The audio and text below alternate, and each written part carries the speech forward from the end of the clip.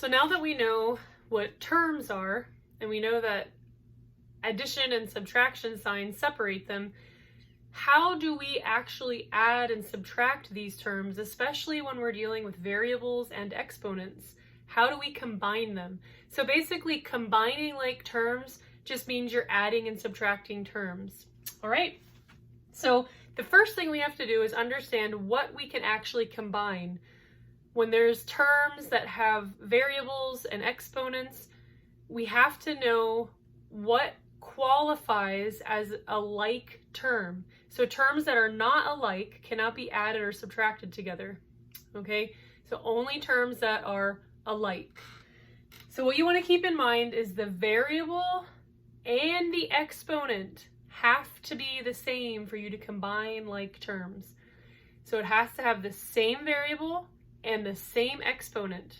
If it doesn't meet those two criteria, then you can't combine them. You can't add them or subtract them together. So let's look at this set of terms up here. And right now we have a 6z. So are there any other terms listed here that just have a z as the variable with no exponent? So we have a 6z right here, and we have a 4z. All right, our next one is 3w squared. Do we have any other terms that have the same variable and the same exponent? We have this w squared right down here. And remember, if it's a w squared and it doesn't have a coefficient, it's an understood 1, that's the coefficient. So if you want to add that 1 in there, you're more than welcome to do that, so you know that when you're adding, you would add the 3 plus the 1. With your 6 and your 4, because these are all positive, you just add the 6 and the 4. So when you're combining like terms, you need to understand that whatever sign comes before them is what you're adding or subtracting, okay? But you're only adding or subtracting the constants or the coefficients. So when you're adding and subtracting, when you're combining like terms, you're not taking z plus z or w squared plus w squared. The variable and the exponent have to be the same for you to combine them, but they're going to stay the same. It's only the coefficient that is going to change or be added or subtracted. And then when we look at these, this is a constant, there's no other constants, and this is a z squared, and there are no other terms that are like that. So the only ones that you would be able to combine in this set of terms are the ones that we've underlined. So down here I have an actual expression that puts a bunch of terms together with the signs that go with them, and we're just going to practice combining these like terms. So the first thing we need to do is identify the ones that can actually be combined. So this one has just a c. So let's underline all the other terms that have just a c. So there's 3 terms. These can all be combined.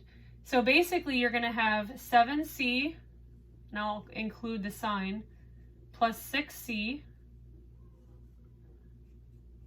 plus 9c. So remember, when we're adding these together, we're only adding the coefficient. We're not adding the c's.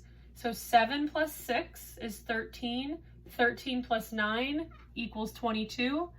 And the variable stays the same. So that would be 22c.